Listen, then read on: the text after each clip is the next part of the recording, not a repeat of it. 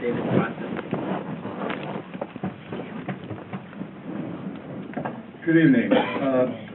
Maria may have forgotten, Occupy Norfolk decided that if any folks here, any other citizens who are signed up need to get home for get home to babysitters or for other obligations and can't not stay, we'd like to cede our time and our place in line. I don't think there is anybody else. Okay. Good evening again. Greetings again from Occupy Norfolk, part of what makes Norfolk great. You'll hear from other people from my group. I'm David Potvin, Dave Potvin. I live at 1032 Redgate Ave in beautiful West End. I have lived here for 28 years. Some of you know me, some of you don't. I'm a homeowner, only 10,000 more to go on the mortgage. I'm a business owner. I have an odd, diverse background. I've been a Head Start teacher's aide, I've been a journalist, I've been an editor.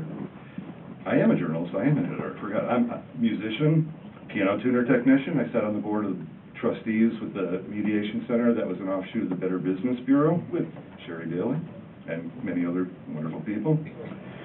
I was trained in mediation. I worked for 2.5 years, I believe it was, at Arthur Police Associates as a PR writer. One of our clients was the city of Virginia Beach. I did a lot of work on city business, city PR campaigns there.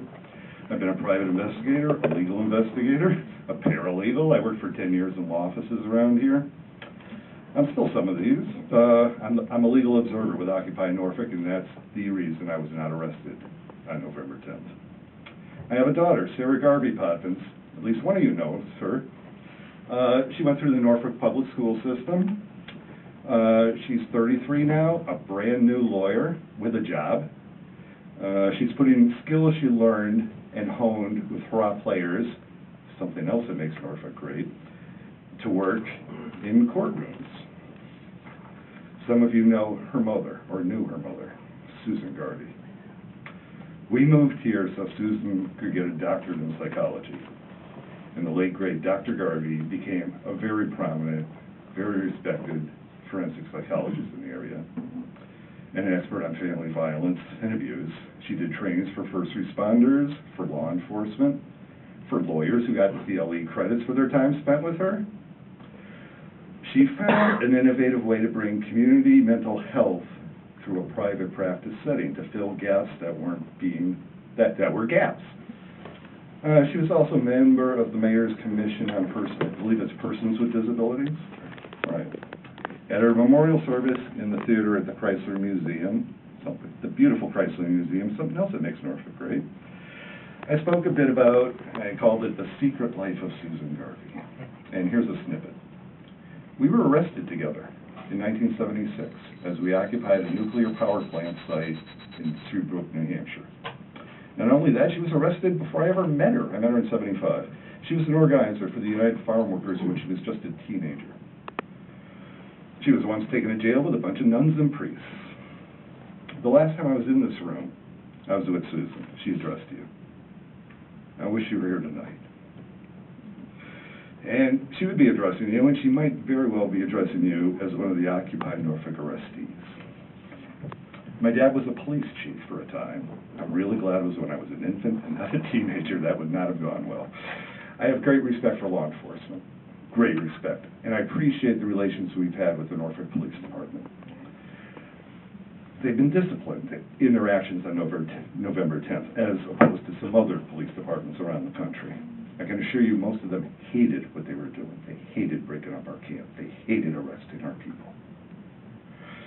And we do believe from what we know so far that all the folks we've been dealing with every week were bargaining with us in good faith, did not know the game was going to change that Thursday, that Wednesday night after our meeting.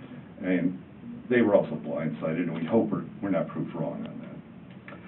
I want to get personal here. I've already gotten a little personal. You know, other people will talk cerebrally, logically, reasonably, factually. I'll touch on that too, but please, let me tell you some things I take personally.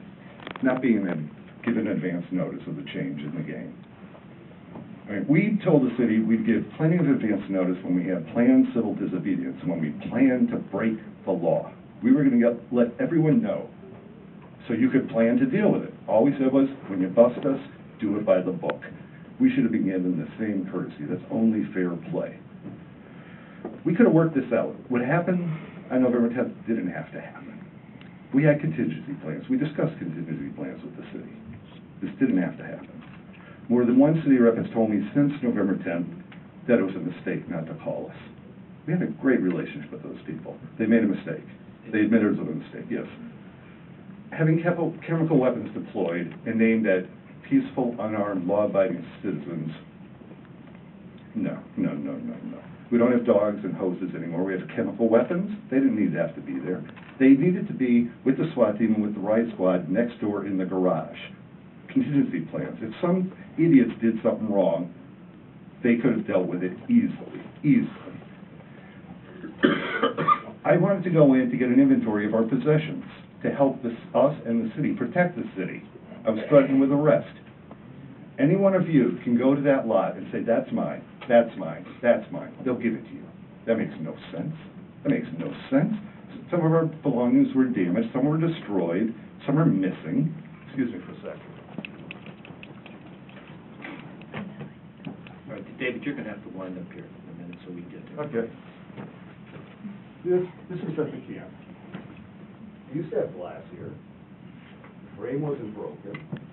DPW made a lot of mistakes.